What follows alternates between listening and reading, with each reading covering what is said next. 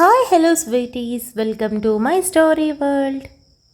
ముగ్గురు కలిసి ఇంటికి చేరుకున్న తర్వాత సంజయ్ రాజ్ కుమార్ని రూమ్లోకి తీసుకొని వెళ్తూ ఉంటే, సంజు ఒక్క నిమిషం ఆగు అని మైరా పిలిచింది. సంజు ఏంటని వెనక్కి తిరగడంతో, ఒక్క నిమిషం మామయ్యని ఇక్కడికి తీసుకునిరా, సోఫాలో కూర్చోబెట్టు అని మైరా చెప్పింది. సంజయ్ మైరా చెప్పినట్టుగానే రాజ్ కుమార్ని సోఫాలో కూర్చోబెట్టాడు. మీరేంటి నన్ను చూస్తున్నారు? అత్తయ్య, మీరు వెళ్ళి మా కోసం ఏదైనా జ్యూస్ తీసుకురండి అని మైరా చెప్పడంతో వాణి తల ఊపి కిచెన్లోకి వెళ్ళింది. మైరా తన మోకాళ్ళ మీద కూర్చొని రాజ్ కుమార్ స్పర్శలేని చేతిని చేతుల్లోకి తీసుకొని, మామయ్య, నా మాట మీరు ఎంత బుద్ధిగా వింటున్నారో తెలుసా? అచ్చం నాకైతే నా కొడుకులానే కనిపిస్తున్నారు. నిజం, నిన్న మాటకే అన్నాను కానీ ఇప్పుడు నిజంగా అంటున్నాను. ఇకపోతే ఇంకొక్క మాట, మీరు ఎలాంటి పరిస్థితుల్లో ఇలాంటి పరిస్థితికి వచ్చారో నాకు తెలియదు. అందులో అత్తయ్య పాత్ర ఎంతని కూడా నాకు తెలియదు. కానీ ఒక్క మాట మాత్రం చెప్తాను, ఏ భార్య కూడా తన భర్త ఇలా మాట్లాడకుండా ఉంటే తట్టుకోలేదు. పైగా ఇన్నేళ్ల మీ కాపురంలో ప్రత్యేకించి ఓ విషయం మీద మీరు ఇలా మాట్లాడకుండా ఉంటే అత్తయ్య చాలా బాధపడతారు. ఎందుకంటే ఆవిడ కావాలని తప్పు చేసే రకం కాదు. మొహం చూసి చెప్పొచ్చు పొరపాటు అని. ఎందుకు అనుకోకూడదు? మరి శిక్ష ఇన్నాళ్ళు వేస్తారా? తప్పు కదా. మీరు మీ భార్యని అర్థం చేసుకోకపోతే ఇక ఎవరు అర్థం చేసుకుంటారు? కొంచెం నార్మల్గా ఉండడానికి ప్రయత్నించండి. అత్తయ్య కూడా హ్యాపీగా ఉంటారు. నేను ఇంటికి వచ్చిన దగ్గర నుండి గమనిస్తూనే ఉన్నాను. ఎప్పుడూ ఒంటరిగా ఉంటారు. పని చేసుకుంటారు, లేదా మౌనంగా కూర్చుంటారు, లేదా సంజు వస్తే ఓ రెండు మాటలంతే. ప్లీజ్ అర్థం చేసుకోండి అని మైరా చెప్పింది. మైరా మాట్లాడిన తీరు సంజయ్కి బాగా నచ్చింది. తాను కూడా ఇదే విషయం గురించి ఎన్నోసార్లు చెప్పినా రాజ్ కుమార్ అర్థం చేసుకోలేదు. కానీ ఇప్పుడు తనలాంటి మాటలే మైరా చెప్తోంది. మైరా చెప్పే ప్రతి మాట వినే రాజ్ కుమార్ ఈ విషయం వింటాడా లేదా అని సంజయ్ అలాగే చూస్తూ ఉన్నాడు. రాజ్ కుమార్ అచ్చం ప్లే క్లాస్ పిల్లాడిలాగా, అలాగే మైరా, నువ్వు చెప్పినట్టే వింటాను, మునుపటిలా మాట్లాడతాను, కానీ వెంటనే కాదు కదా, 2-3 రోజులు టైం తీసుకొని మెల్లమెల్లగా మాట్లాడడం మొదలు పెడతాను అని అన్నాడు. అది అలా ఉండాలి. ఇంటికి కల రావాలంటే అందరం కలిసిమెలిసి ఉంటేనే కదా కుదురుతుంది అని అప్పుడే వాణి రావడంతో మైరా వెళ్ళి 2 గ్లాసెస్ తీసుకొని, సంజు, మనిద్దరం వెళ్దామా? జ్యూస్ మన రూమ్లో తాగొచ్చు. అత్తయ్య, మీ ఆయనకి మీరు తాగించుకోండి అని అనడంతో వాళ్ళిద్దరికీ ప్రైవసీ ఇస్తుంది అని సంజయ్ అర్థం చేసుకొని మైరాతో వెళ్ళిపోయాడు. రూమ్లోకి వెళ్ళాక మైరా 2 గ్లాసెస్ టేబుల్ మీద పెట్టి ఫోన్ ఛార్జింగ్ అయిపోవడంతో వెళ్తూ ఉండగా సంజయ్ తన చెయ్యి పట్టుకున్నాడు. ఏమైంది? ఓ, మా ఇంటికి వెళ్ళాలి కదా, లగేజ్ సర్దుకుంటాను. హాస్పిటల్లో గరగర తిరిగేసరికి కాళ్ళు నొప్పులు పుడుతున్నాయి అని మైరా అంటూ ఉండగానే సంజయ్ క్షణాల్లో తనని చేరి హక్ చేసుకున్నాడు. మైరాకి ఒక్క క్షణం ఏం అర్థం కాలేదు. సంజయ్ బాధపడుతున్నాడు, అలాగే సంతోషపడుతున్నాడని తన స్పర్శలోనే తెలుస్తూ ఉంటే మైరా మెల్లగా చేతుల్ని సంజయ్ వీపు దగ్గరికి తీసుకొని వెళ్ళి గట్టిగా బిగించి ముట్టుకోవాలా వద్దా అని ఆలోచిస్తూనే వీపు మీద 2 చేతులు వేసి కొంచెం చుట్టూ చేర్చడంతో సంజయ్కి ఆ స్పర్శ మరింత రిలాక్సేషన్ ఇవ్వడంతో మైరాని మరింతగా దగ్గర తీసుకున్నాడు. మైరా ఉన్న హైట్కి సంజయ్ గుండెల్లో ఒదిగిపోవడంతో మైరాకి ఆ హగ్, సంజయ్ నుండి వచ్చే స్మెల్ ఒక క్షణం ఏదో లోకంలోకి తీసుకుని వెళ్ళినట్టుగా అనిపించింది. మెల్లగా కళ్ళు మూతలు వేసి క్షణాల్లోనే మళ్ళీ ఆలోచనల్లో నుండి బయటికి వచ్చి, సంజు, అంతా సరైపోతుంది.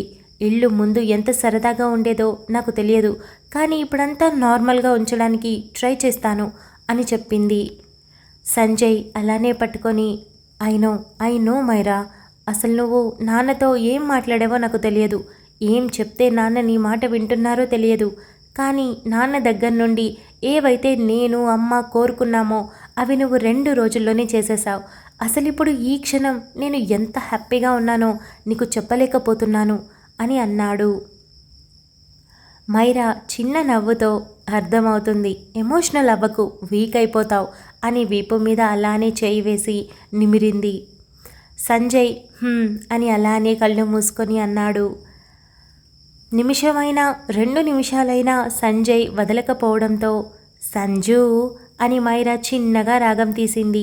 ఏంటి అని సంజయ్ కళ్ళు మూసుకొని అడగడంతో, నువ్వు చాలా టైట్గా హక్ చేసుకుంటావు, నా ఎముకలు విరిగిపోతాయేమో అని మళ్ళీ అనడంతో సంజయ్ అప్పుడు రియలైజ్ అయ్యి మెల్లగా మైరాని వదిలి కొంచెం దూరం జరిగి సారీ అని ఇబ్బందిగా చెప్పాడు.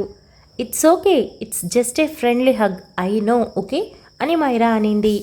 సంజయ్ ఏం మాట్లాడకుండా పక్క నుండి వెళ్ళి జ్యూస్ తీసుకొని సోఫాలో కూర్చోవడంతో ఎన్నింటికి బయలుదేరదాం అని మైరా అడిగింది. నువ్వు లగేజ్ ప్యాక్ చేసుకుంటే వెళ్దాం అని సంజయ్ అనడంతో నీ బట్టలు కూడా సర్దుతాను అని మైరా అనింది. కావాలి కదా, లేదంటే అక్కడ ఓపెన్గా తిరగనా అని సంజయ్ అన్నాడు. మైరాకి నవ్వొచ్చి చీ అని తలకొట్టుకొని అక్కడి నుండి వెళ్ళింది. సంజయ్ చిన్నగా నవ్వుకున్నాడు. మైరా అన్నీ సర్ది అయిపోయింది, మొత్తం నీ బట్టలే, అక్కడ ఆల్రెడీ నాకున్నాయి కదా అని మైరా అనడంతో సరే నేను నిన్ను డ్రాప్ చేసి మళ్ళీ ఆఫీస్కి వెళ్ళాలి అని సంజయ్ అనడంతో అలాగే అని మైరా సంజయ్తో కలిసి బయలుదేరింది. ఇద్దరు కిందకి వచ్చి బయలుదేరుతున్నాం అని చెప్తూ ఉండడంతో మైరా అక్కడికి పక్కనే కూర్చొని ఫోన్లో చూస్తూ ఉన్న సాకేత్ని చూసింది. మైరా జాగ్రత్తరా అని వాణి అనడంతో మైరా చూపు తిప్పి అలాగే అత్తయ్య అని చిన్న స్మైల్ చేసి మామయ్య బాయ్, ఇక వచ్చాక అప్పుడిప్పుడే మా పుట్టింటికి వెళ్ళేది లేదు, మీరు నడిచాకే ఏదైనా అని మైరా అనడంతో రాజ్ కుమార్ నవ్వుతూ తప్పకుండా అని అన్నాడు. సంజు బయలుదేరదామా అని అనడంతో పద అని సంజయ్ కదిలాడు. మైరా నడుస్తూ సాకేత్ వైపే చూస్తూ బయటికి వెళ్ళాక కారులో కూర్చుంది. సంజయ్ కార్ స్టార్ట్ చేసి మైరా ఎందుకు సాకేత్ని అంతలా చూశావు అని అడిగాడు. పర్లేదే, బాగానే గమనిస్తాం అని మైరా అనటంతో ఏదో లైట్గా అని సంజయ్ అన్నాడు. నేను సాకేత్ని ముందు ఎక్కడో చూశాను, నాకు ఎక్కడ అన్నది గుర్తు రావట్లేదు, కానీ బాగా చూశాను అని మైరా అనింది. మేబీ కనిపించి ఉండొచ్చు, ఒకే ఊర్లోనే కదా ఉంటున్నాం అని సంజయ్ అనడంతో నో అలా కాదు అని మైరా అనింది. సరేలే, గుర్తొచ్చినప్పుడు గుర్తొస్తుంది అని సంజయ్ అనడంతో మైరా తను కూర్చున్న చోటే కొంచెం పక్కకి తిరిగి సంజు, నువ్వు నాకు పరిచయమైన దగ్గర నుండి రీసెంట్గా 2 రోజుల ముందు వరకు కూడా చాలా యారగెంట్గా బిహేవ్ చేసేవాడివి, యాటిట్యూడ్ చూపించేవాడివి, నన్ను ఊరికే విసుక్కుంటూ చిరాకు పడుతూ ఉండేవాడివి. కానీ ఇప్పుడు అలా కాదు, చాలా నార్మల్గా మాట్లాడుతున్నావు, నాకు నువ్వు బాగా నచ్చావు అని మైరా అనడంతో సంజయ్ తల తిప్పి చూశాడు. ఐ మీన్ మంచిగా నార్మల్గా అని అనడంతో సంజయ్ మళ్ళీ డ్రైవింగ్ మీద దృష్టి పెట్టాడు. అంటే మీ నాన్నని ట్రీట్మెంట్కి ఒప్పించాను అన్నా, ఆ ఒక్క కారణంతోనేనా, లేదంటే నువ్వు నన్ను ఇప్పటికీ ఏదో శత్రువుని చూసినట్టు చూసేవాడేవు కదా అని మైరా అడిగింది. సంజయ్ ఏం మాట్లాడకుండా డ్రైవింగ్ చేస్తూ ఉంటే ఏమడిగినా ఇలా మౌనంగా ఉండిపోతావు, సరే అన్నీ వదిలేసాయి, ఒక్క ప్రశ్న సూటిగా అడుగుతాను అని మైరా అనింది.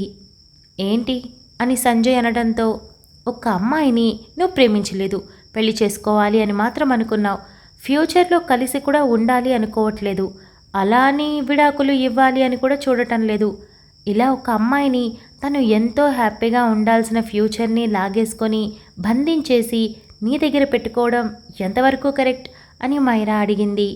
ఆ మాటికి సంజయ్ కళ్ళు మూసి కార్ని సైడ్కి తీసుకొని ఆపి కారులో నుండి దిగేశాడు.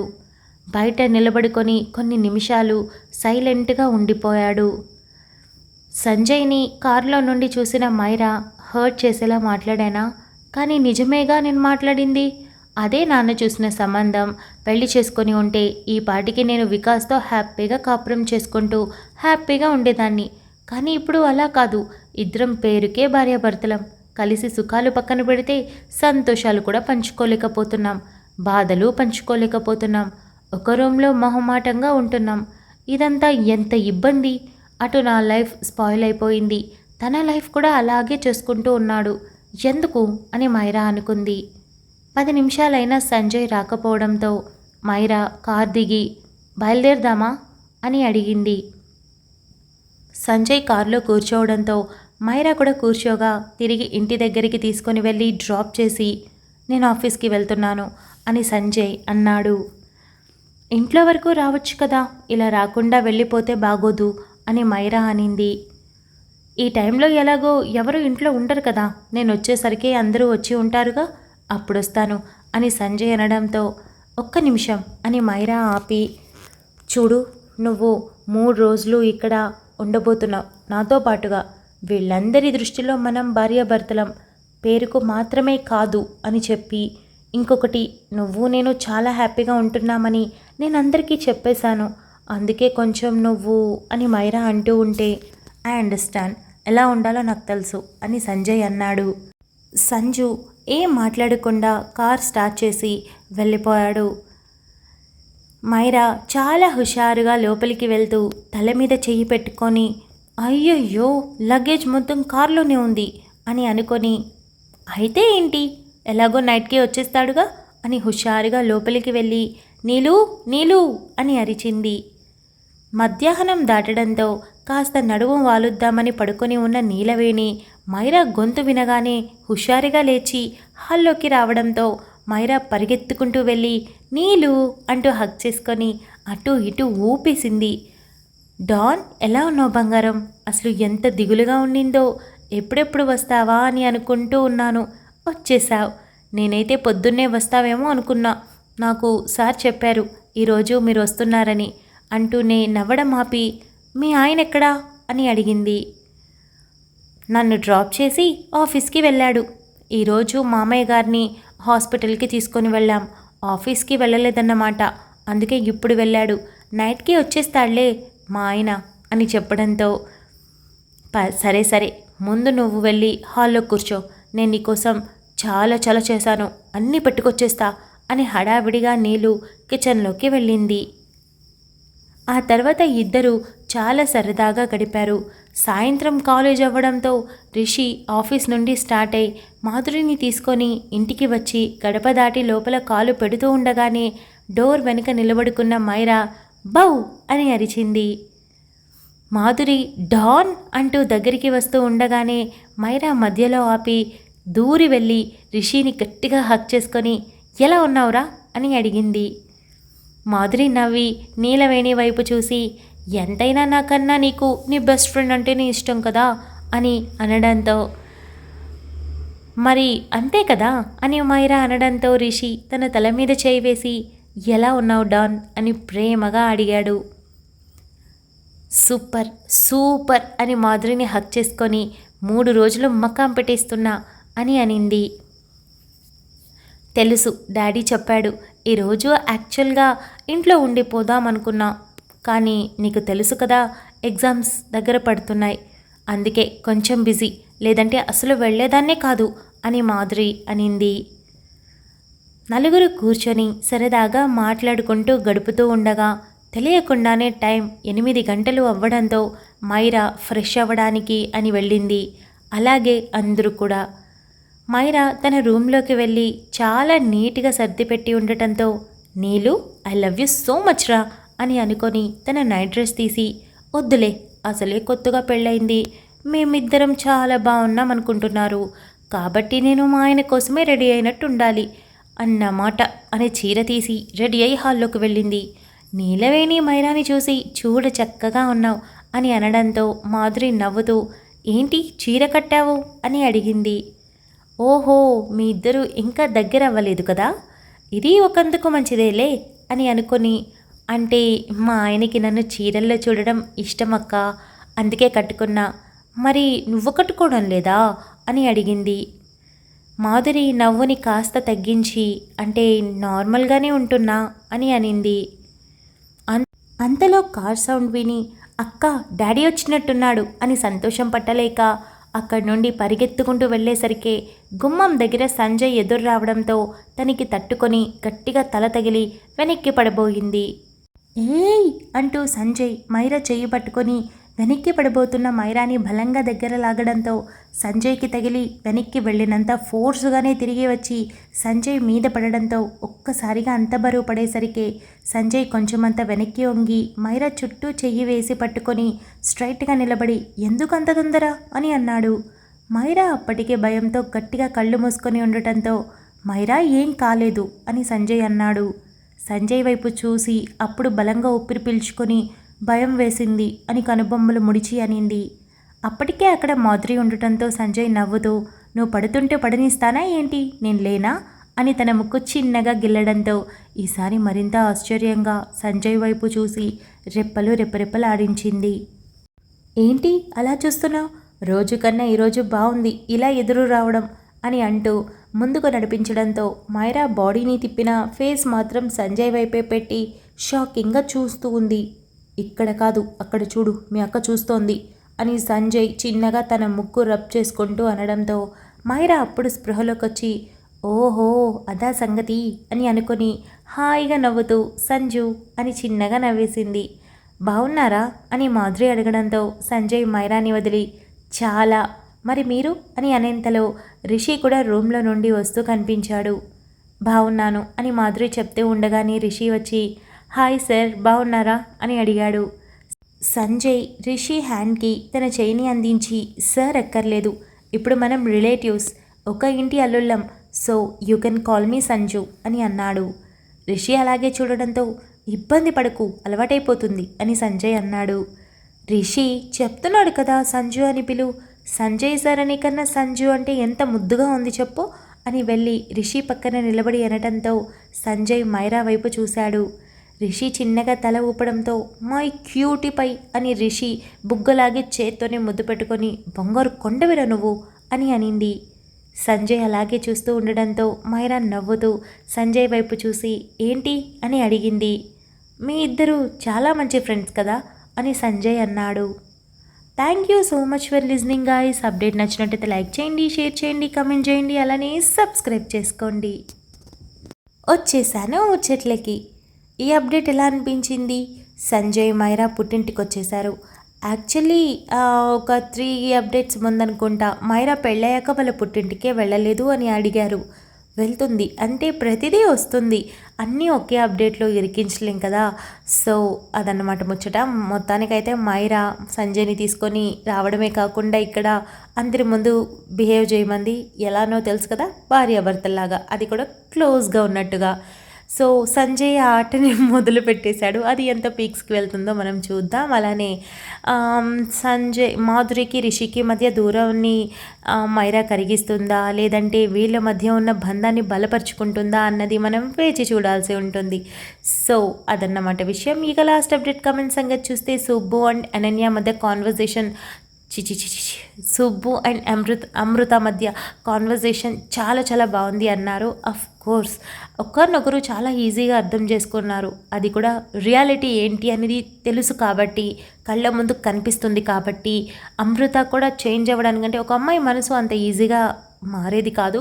బట్ అమృత తన లైఫ్కి సంబంధించిన డెసిషన్ని చాలా స్ట్రాంగ్గా నిలబడి అడుగు ముందుకు వేయడానికి కారణం రియాలిటీని అర్థం చేసుకుంది.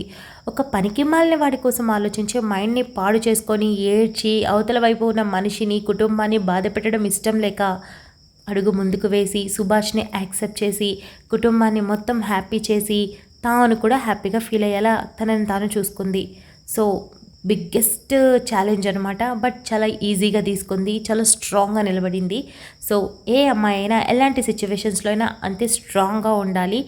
అండ్ ఇక అనన్య మాట్లాడిన తీరు కూడా చాలా బాగుందన్నారు. అఫ్ కోర్స్ మారింది కదా, మరి రియాలిటీని అర్థం చేసుకొని వివేక్ని యాక్సెప్ట్ చేసి హ్యాపీగా ఉంది కాబట్టి మరి వివేక్ ఏం మాట్లాడతారో మనం నెక్స్ట్ అప్డేట్లో చూద్దాం. అంతవరకు keep smiling, stay healthy, bye guys.